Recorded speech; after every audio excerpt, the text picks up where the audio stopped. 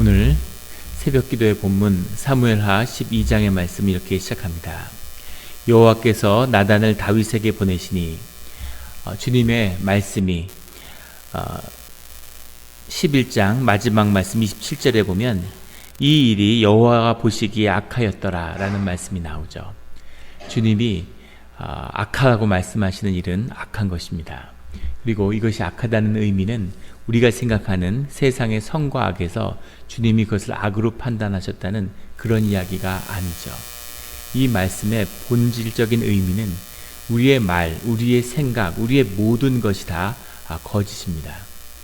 우리가 지난 주일 말씀에서 우리 뇌 구조에 대한 이야기를 잠깐 나눴는데, 인간이 생각하는 것, 인간이 느끼는 것, 인간이 보고 모든 경험하는 것은 다 거짓입니다. 우리 구조가 그렇게 돼 있죠. 우리가 참이 될 유일한 경우는 주님과 함께 할 때예요. 그리고 오직 그것만이 주 안에서 기억되는 겁니다. 그렇기 때문에 우리가 육신을 벗을 때 우리 가운데 주 안에서 기억될 수 있는 것, 우리 안에 남는 것은 주님과 함께한 시간과 기억밖에 없는 것이죠. 그런데 그런 주님께서 함께 했던 시간 가운데 죄를 범한 다윗의 행위를 주님이 악하다고 말씀하신 거죠. 이것은 무슨 의미냐면, 그것이 단순하게 다윗의 하나의 행동이나 윤리적인 차원에 머무는 것이 아니라 다윗을 묶고 있는 그의 존재 자체를 규정하는 굉장히 중요한 사건이 된다는 겁니다. 그러한 죄를 다윗이 범했는데 다윗이 그것을 느끼지 못하고 있는 거죠.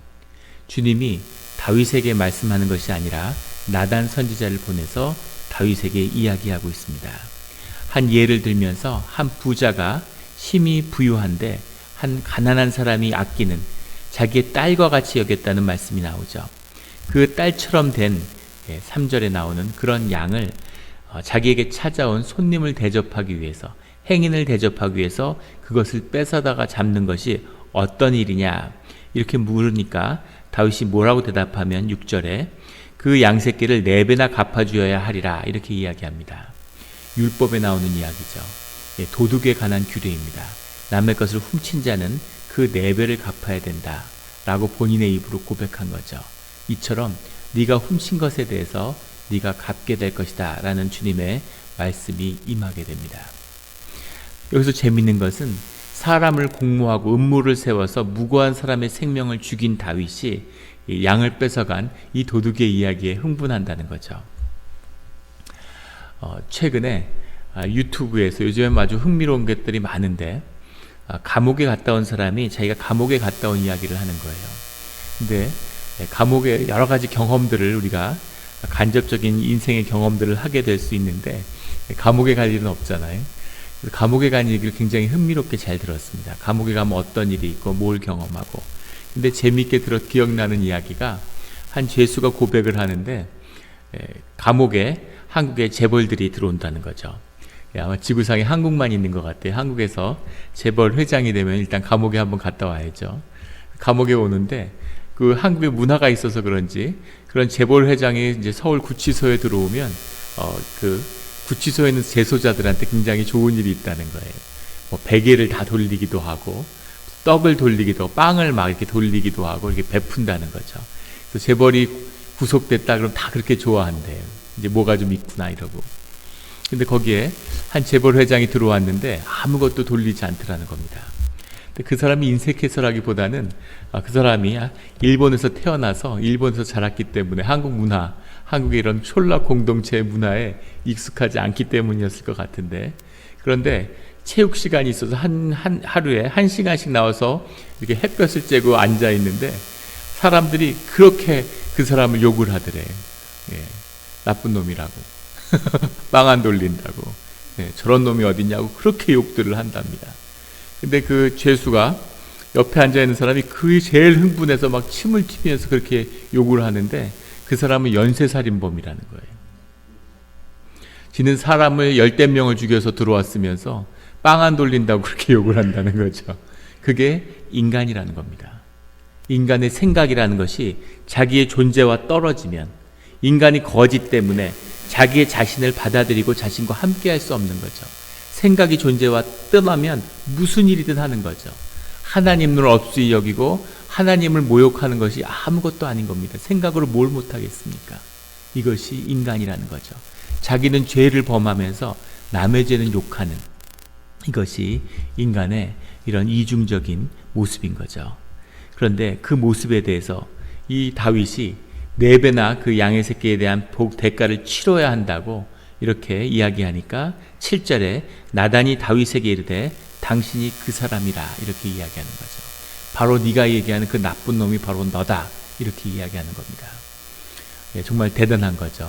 나단 선지자가 찾아왔는데 다윗이 왕이고 다윗이 자기의 측근, 평생을 함께했던 자신의 용사도 죽일 수 있는 사람이에요. 그런데 나단 선지자가 와서 이런 바른 하나님의 말씀을 증거하면 가만히 있겠습니까? 자기 말 한마디면 죽일 수 있는데, 사울은 실제 자기의 거슬리는 이 선지자도 아니고 제사장들을 때로 죽였죠. 몰살시켰습니다. 그런데 다윗은 어떻겠어요? 그런데 다윗에게 와서 하나님의 말씀을 담대히 선포하는 자가 있는 거죠. 이런 자가 있다는 것, 이런 권면을 받을 수 있다는 것은 주님의 큰 축복입니다. 이 시대에 하나님의 사람이 아직 살아있는 거죠. 그래서 나단의 말씀이, 하나님의 말씀이 이렇게 증거되고 선포되는 겁니다.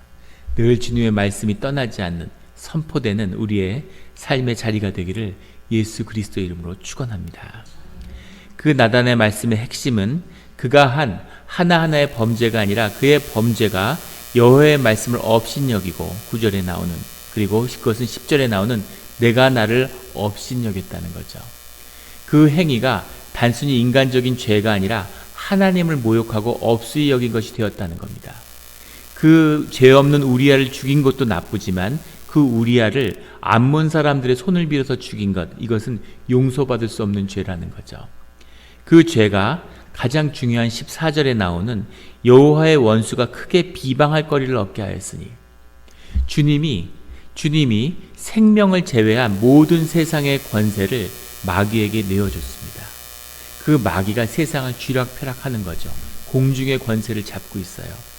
그 마귀의 공중의 권세에 맞서서 믿음을 지키고 신앙을 키워가며 하나님의 은혜를 경험해 살아가는 것이 신앙이죠. 주님의 은혜가 우리를 덮고 있기 때문에 그 공중의 권세가 우리를 어떻게 할 수 없는 것입니다. 생명은 세상의 공중의 권세 잡은 대적의 무리들도 어떻게 할 수 없죠. 그러나 그 외의 것은 마음대로 할 수 있는 거죠. 하나님의 특별한 은혜가 보호하지 않으면 그러면 인간은 아무것도 아닌 겁니다. 그런데 문제는 욥기에 나오는 것처럼 마귀들이 주님의 앞에서 욥을 비방하죠. 욥이 의로운 사람인데 그들이 욥이 하나님이 주신 선물 때문에, 하나님이 주신 은혜 때문에 저런 거지 중심 가운데 무슨 믿음이 있겠느냐고 비방을 합니다.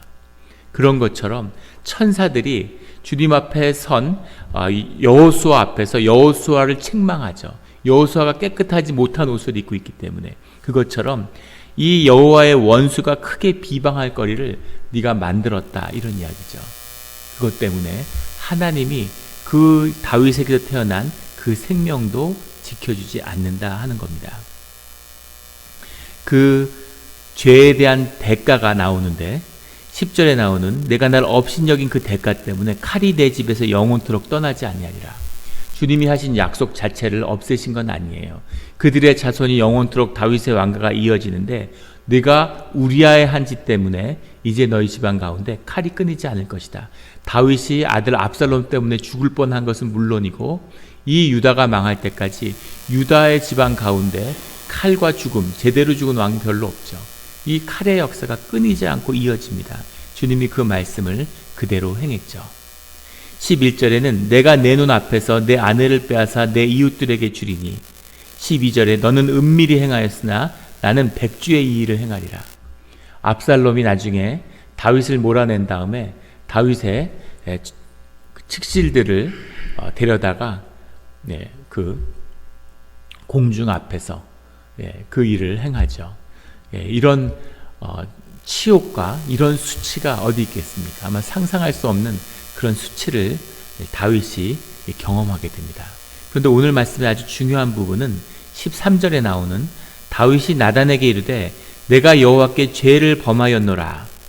나단의 말씀이 선포됐는데 다윗의 가장 중심에 좋았던 부분은 뭐냐면 바로 그 자리에서 회개했다는 겁니다. 이것이 사울과 다윗의 운명을 가르는 가장 중요한 키예요.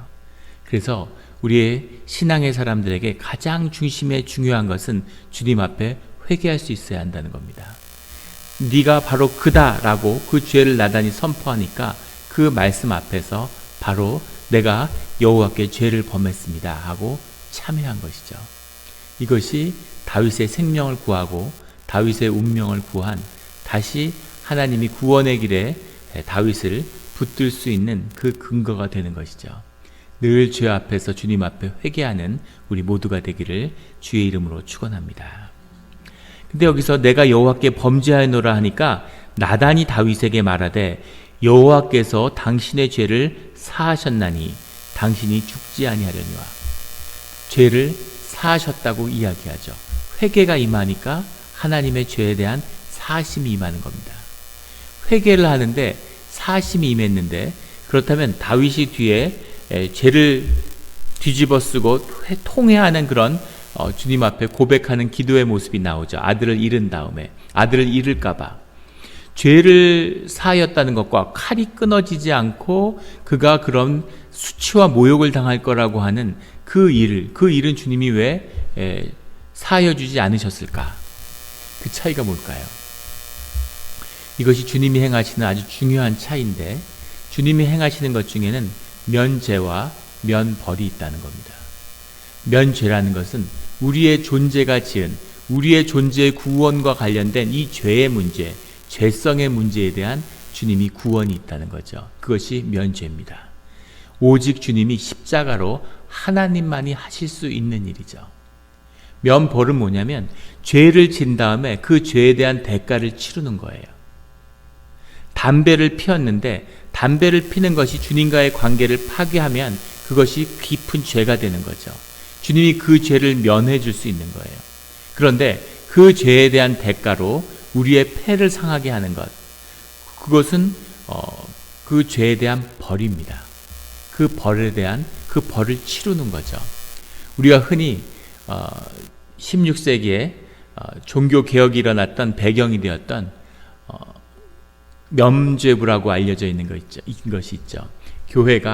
로마 교회가 베드로 성당의 건축을 위해서 재원을 마련하기 위해서 면죄부를 팔았는데, 그 면죄부 때문에 루터가 95개 조항을 발표했다, 이렇게 알고 있는데, 면죄부가 아니라 정확히 얘기하면 면벌부입니다.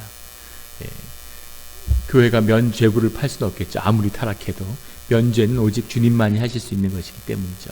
그런데 면벌에 대한, 벌을 면하기 위한 그것을 얻는다는 의미입니다. 죄에 대한 것은 용서해 줄 수 있어요. 그런데 벌에 대한 용서는 받지 못했다는 겁니다. 이 두 가지의 용서가 다 있는데 주님이 그 벌을 면제하지 않고 벌에 대한 대가는 치르게 하셨다는 거죠. 이것도 다윗에게 했던 5가지 약속 중에 하나입니다. 내가 너의 자식처럼 네가 죄를 질 때마다 너를 벌줌으로 너의 구원의 길을 이루어 가겠다라고 하는 주님의 약속이었습니다. 그래서 벌은 치르는 거죠. 이 벌을 면하게 해줄 수 있는 것도 주님의 권한입니다. 근데 그것은 주님의 특별한 은혜죠. 그래서 우리가 그 특별한 은혜를 위해서도 기도하지만, 주님이 우리가 죄를 지었다고 해서 이미 우리에게 사하여 준 죄의 권세가 우리 가운데 있어서 우리가 주님의 십자가의 보혈로 인해서 면죄에 대한 대가를 얻고 있는 거죠. 그래서 우리가 면죄를 위해서 기도하는 것은 아닙니다. 그런데 우리는 면벌을 위해서 기도해야 되는 거죠. 그렇지 않으면 우리의 벌의 대가가 내 생명을 삼키지는 않겠지만 우리의 모든 것을 다 파괴하고 말 겁니다. 우리가 죄 가운데 살아가고 있기 때문이죠. 그래서 사람들은 착각을 자꾸 해서 죄를 면죄를 받았다고 하니까 벌은 당연히 안 받는 걸로 알아요. 죄를 사하여 주셨는데 무슨 벌을 받아? 벌을 받습니다. 그게 은혜죠. 벌을 받지 않는 사람들이 있어요. 주의 자녀라면 죄에 대한 벌을 받습니다. 그런데 벌을 받지 않는다면 주님이 그 죄에 대한 값을 치르겠다 하는 뜻인 거죠. 만약에 세상에서 악을 행하고 나쁜 짓을 하고 사는데 그런데 아무 징계가 없다. 그건 뭐냐면 주님이 그 죄에 대한 값을 죄에 대한 값으로 묻겠다는 겁니다. 그런 사람은 희망이 없는 거죠, 삶에. 그래서 그런 죄를 계속 쌓아가는데, 계속 나쁜 짓을 하는데 그냥 잘 된다, 흥황한다. 그러면 그것은 완전히 마귀의 권세 아래 놓여 있다는 얘기입니다. 그것은 지옥의 형벌이 기다리고 있는 거죠. 그래서 주님이 벌을 주실 때 달게 받아야 되는 겁니다. 그리고 주님께 감사하며 주님 앞에 회개의 기도를 감사의 기도로 바꾸는 그런 일이 우리에게 있어야 하는 거죠. 다윗이 그 일을 행하고 있어요. 다윗이 악당이고 상상할 수 없는 악한 모습을 보여주지만 주님이 의롭다고 하실 수 있는, 구원하실 수 있는 근거가 바로 여기에 있는 것이죠. 늘 우리가 여호와께 범죄한 자로서 주님 앞에 회개하며 우리의 죄를 십자가의 보혈로 씻어주신 예수 그리스도의 은혜에 감사하는 우리의 삶의 자리가 되기를 예수 그리스도 이름으로 축원합니다. 기도드리겠습니다.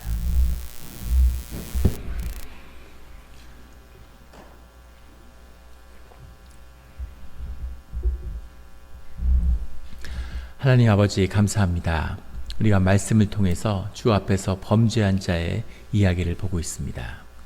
주님이 너무나 이뻐하시고 주님이 축복하시고 종이 아니라 아들로 삼아주셨던 이 구약의 시대에, 주님을 몰랐던 시대에 주님을 깊이 만나고 그 은혜를 입었던 다윗이 어떻게 범죄하며 얼마나 악해질 수 있는지를 주님 우리에게 보여주신 것, 이것이 오늘 우리의 모습이며 그 사람이 바로 너라고 얘기하는 그 사람이 바로 나인 것을 알겠습니다.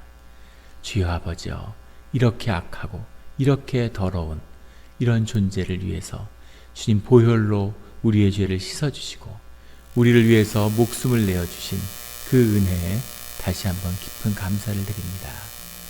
주님, 주님의 징계를 늘 달게 받으며 주님께 늘 감사하며 주님의 은혜를 따라가는 성결하게 구원을 이루어가는 그런 우리의 하루하루가 되게 하여 주시옵소서. 우리가 의식적으로 또 부지부식간에 많은 죄를 짓고 또 죄의 유혹 가운데 있습니다. 이 죄를 끊어버릴 수 있는 생명의 권세가 우리에게 있사오니 주여 아버지여, 예수 그리스도의 이름으로 생명의 권세로 그 죄를 끊어버리는 그 유혹은 모양조차도 취하지 않는 그런 오늘 하루, 또 주님의 새로운 시작이 되게 하여 주시옵소서. 감사드리며 예수 그리스도의 이름으로